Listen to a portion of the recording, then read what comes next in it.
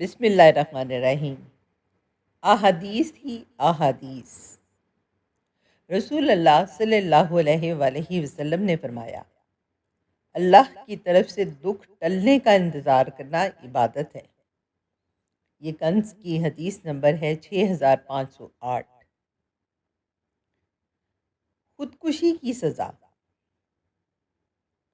رسول اکرم صلی اللہ علیہ وآلہ وسلم نے فرمایا، جس نے اپنا گلا گھونٹ کر خودکشی کی تو وہ جہنم میں بھی گلا گھونٹے گا، اور جو نیزہ مار کر خودکشی کرے گا تو وہ جہنم میں بھی اپنے آپ کو نیزہ مارتا رہے گا۔ یہ صحیح بخاری کی حدیث نمبر ہے 1365۔ رسول اللہ صلی اللہ علیہ وآلہ وسلم کا فرمان ہے، اللہ تعالیٰ فرماتے ہیں، میرے ذکر کے لیے وقت نکالو، میں تمہارے کاموں میں برکت عطا کروں گا، ورنہ دنیاوی کاموں کی کثرت تم پر اس قدر مسلط کر دوں گا کہ تمہیں فرصت ہی نہیں ہوگی اور سکون سے محروم رہو گے۔ حضرت محمد صلی اللہ علیہ وآلہ وسلم فرماتے ہیں، عورت کے لیے بہت ہی مبارک ہے کہ اس کی پہلی اولاد لڑکی ہو۔ جس شخص کی بیٹیاں ہوں اسے برا مت سمجھو، کیونکہ میں بھی بیٹی کا باپ ہوں۔ جب کوئی لڑکی پیدا ہوتی ہے تو اللہ تعالیٰ فرماتا ہے، اے لڑکی تو زمین پر اتر، میں تیرے باپ کی مدد کروں گا۔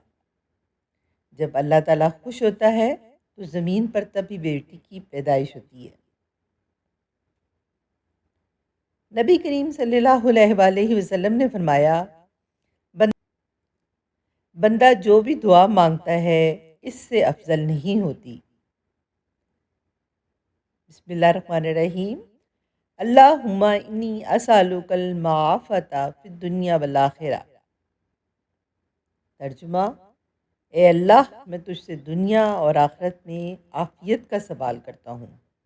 ابن ماجہ کی حدیث نمبر ہے 3804۔ جنت الفردوس مانگو۔ نبی کریم صلی اللہ علیہ وآلہ وسلم نے فرمایا، جنت میں 100 درجے ہیں، اور ہر 2 درجے کے درمیان اتنا ہی فاصلہ ہے جتنا آسمان اور زمین کے درمیان ہے۔ درجے کے اعتبار سے فردوس اعلیٰ جنت ہے۔ اسی سے جنت کی چاروں نہریں بہتی ہیں اور اسی کے اوپر عرش ہے۔ لہٰذا جب تم اللہ سے جنت مانگو تو فردوس مانگو۔ یہ جامع ترمذی کی حدیث نمبر ہے 2531۔ اللہم انی اسألک جنت الفردوس۔ اے اللہ بے شک میں تجھ سے جنت الفردوس کا سوال کرتا ہوں۔ کیا آپ جنت الفردوس کا اللہ سے سوال کرتے ہیں؟ اس چھوٹی سی دعا کو یاد کر کے اپنی دعاؤں میں شامل کریں اور اس کا اہتمام کریں اور بچوں کو بھی اس کی ترغیب دیں۔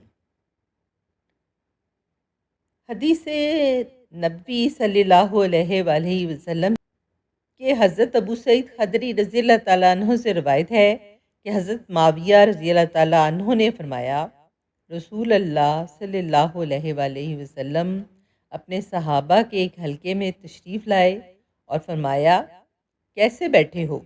انہوں نے کہا کہ ہم بیٹھے اللہ تعالیٰ سے دعائیں کر رہے ہیں اور اس کی تعریف کر رہے ہیں کہ اس نے ہمیں اپنے دین کی طرف رہنمائی فرمائی اور آپ صلی اللہ علیہ وآلہ وسلم کو بھیج کر ہم پر احسان عظیم فرمایا۔ آپ صلی اللہ علیہ وآلہ وسلم نے فرمایا، کیا اللہ کی قسم تم صرف اسی لیے بیٹھے ہو؟ انہوں نے کہا، جی ہاں، اللہ کی قسم ہم صرف اسی لیے بیٹھے ہیں۔ آپ صلی اللہ علیہ وآلہ وسلم نے فرمایا، میں نے تم سے کسی شک و الزام وغیرہ کی بنا پر قسم نہیں لی، بلکہ بات یہ ہے کہ جبرائیل علیہ السلام میرے پاس آئے اور مجھے بتایا کہ اللہ تعالیٰ تمہاری وجہ سے فرشتوں کے سامنے فخر فرما رہا ہے کہ یہ میری مخلوق ہے۔ سبحان اللہ۔ یہ سنن نسائی کی حدیث نمبر ہے 5428۔ اگر ویڈیو اچھی لگی ہو تو چینل سبسکرائب کر لیں۔ جزاک اللہ خیر۔